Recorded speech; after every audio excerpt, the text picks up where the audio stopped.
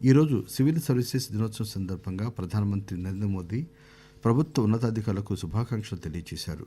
కొత్త ఢిల్లీలోని విజ్ఞాన భవన్లో ఈరోజు 17వ సివిల్ సర్వీసెస్ దినోత్సవ కార్యక్రమంలో ఆయన మాట్లాడుతూ 1947 ఏప్రిల్ 21వ తేదీన సర్దార్ వల్లభాయ్ పటేల్ సివిల్ సర్వెంట్లను భారతదేశపు ఉక్కు వెన్నెముకగా అభివర్ణించారని గుర్తు చేశారు.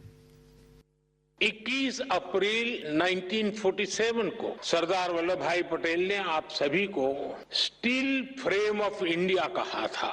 एक ऐसा सिविल सर्वेंट जो राष्ट्र की सेवा को अपना सर्वोत्तम कर्तव्य माने, जो लोकतांत्रिक तरीके से प्रशासन चलाए, जो ईमानदारी से, अनुशासन से, समर्पण से भरा हुआ हो.